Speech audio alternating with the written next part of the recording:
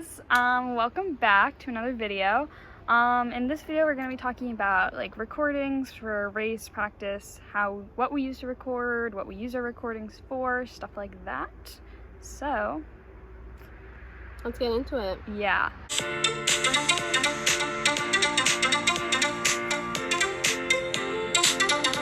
A lot of coxing, like people talk a lot about like cox tapes, recordings and stuff. It's pretty important because for coaches to evaluate you based on how you did in a race, obviously they're not sitting in the boat there, so they don't know what you're saying, what you're doing and stuff like that. So it's definitely really important to record your races.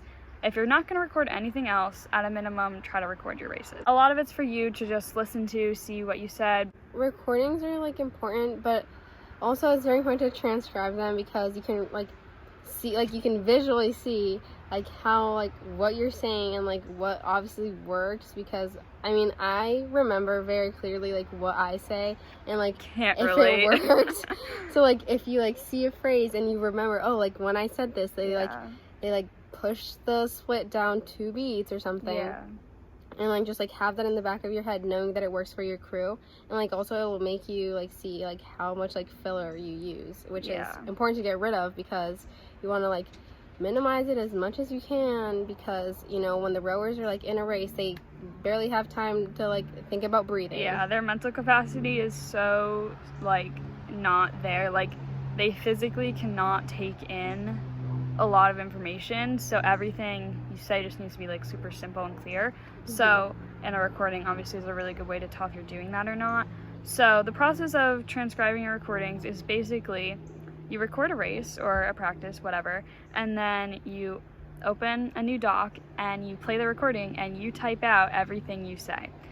And that can be, tedious. Yeah. And it also can be kind of a frustrating experience when you're oh my gosh, did I really say that? I'm saying that again, wow. Yeah. But that's why it's so important to do, because you'll realize wow, I said let's go 6 times, I need to not do that. Yeah. So basically what I do is you type it out, and then I go through and I highlight the different things I say and put them in different categories. So there's filler, motivation, race info, and maybe technical calls. So I try to highlight everything so I can just break down my race or my piece or whatever and kind of know what I'm saying. You're not just skipping around. Yeah. So that's kind of what I would do to transcribe. Type it all out, categorize it, and then just kind of read through and be okay, now I understand. You could also send it to your coach and be hey, look what I did. Yeah, this was my race. Do you want to go through it? We can go through it together. Yeah. So obviously different coaches are do different things. Personally for us, we do go over race recordings and stuff like that, in racing season. Yeah, we'll do little coxing group meetings type stuff. So having a recording for that is important, and we'll kind of break it down together. Obviously going and stuff like that can be kind of nerve-wracking, but I think you just got to remember everybody's learning, and you just got to go with an open mindset. And honestly, it's as a coxswain, depending on your program, you might not get a lot of specific coaching and stuff like that. So even though those opportunities might be kind of scary or whatever, you want to go in with an open mind and make the most of it. Personally, I record on my phone. I just use voice memos, but I had a recorder at one point. It was complicated because I had the recorder, and then I was always trying to figure out how to upload the stuff from the recorder to my computer, to my phone. So if you have a good system that works that, that's totally fine. Otherwise you can just use your phone if you don't want to buy a recorder.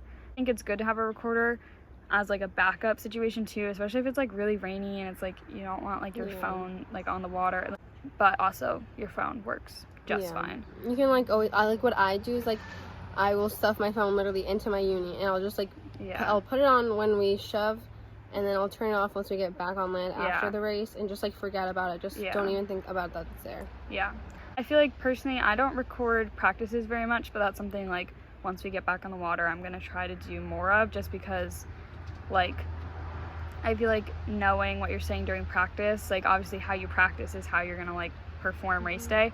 So I think I have a lot of recordings of practice pieces, But I think a big thing is like if you only are recording when you're like doing pieces or like more like high intensity stuff, then like I don't know, I feel like that kind of adds to the stress of you're like, oh, you're recording this and you want it to sound good because you want to like get a good tape out of it, whatever. And so it's good to like record on other days so that when you're recording, it's just no big deal. It's just like, oh, we just record everything. You just want to get comfortable with recording yourself. Yeah. Like, obviously, it's like uncomfortable for everyone to listen to the sound of their own voice and stuff. Like, it's not going to be like an enjoyable experience probably, but it's really, really important to do for your own development. If you get to the point too, like coaches will, especially like college coaches, will probably ask to hear like a variety of different types of things. So like you'll want to be able to like have like a skill and drill day that was recorded, or like steady state, and then like also practice pieces and then races. Like you want to have a variety, and also just like for you to listen to, just kind of like as you're developing your coxing style, to hear how you cox different types of days. Yeah. And like you might think that like recording like steady state is boring, or like recording skill and drill is boring, but like it's because I know like when I was a novice, like when we do steady state, I would literally just talk about random things, and it's important to just stay focused, like even if it's just steady state or just skill and drill. Yeah, definitely.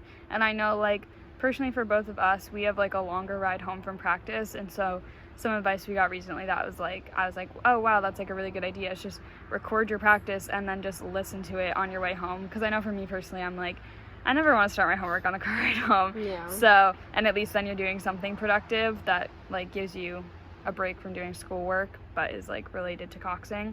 Yeah. Because I think even within practice, like, I don't know, you'll probably be surprised by what you say, and then the more aware of it you come, the better you'll get, because you'll know what to cut out, what you say that like works, and what you want to change. And I think when you build that awareness of what you're saying, then like what you're saying in practice has a lot more purpose and meaning behind it, and it's not just like random stuff.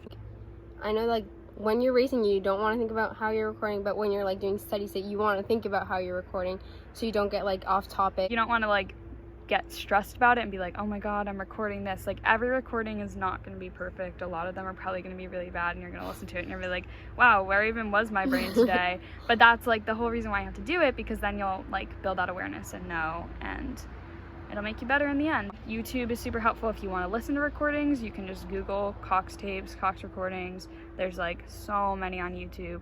And I think a good thing about that is it's like you don't know the person, probably not, so it's nice to just like hear something and you can just kind of evaluate it on your own without having like an emotional connection to the person. So you just hear it and you can think, oh, what did they do that I really like that I'm trying to work on? What do they do that like I don't like as much? And you can kind of just gather things from other people's recordings, and if you have one that you like, you can listen to it like in the car before you go to bed. I listened to one in the shower once, and my mom was like, why is there screaming in our house? And I was like, oh, sorry. So maybe, because I listen to music in the shower, so I was like, oh, I'll just listen to a recording in the shower, and my whole family was like freaked out. So maybe don't try that one, but yeah. And the thing about the YouTube recordings is obviously like not all of them are great, or like you should follow them, or anything like that, but you can also like, as you like develop as a coxswain, you can identify which ones are like the ones that are like superior to the other ones. And if you're not sure, you can always ask your coach, be like, hey, like what do you think about this recording? Should I like be listening to it for like my own development and stuff? Yeah, totally. The more you record and the more you listen to recordings, the more normal it'll feel, because at first it's gonna seem really weird and you're gonna be like, I don't like this at all, but the more you do it, the more normal it'll get, and it'll get like easier. Definitely a habit to get into if you haven't done it before. Just give it a go, turn on the recorder, forget it's there, and just do it. Go to practice, see how it goes. All right, peace out, guys.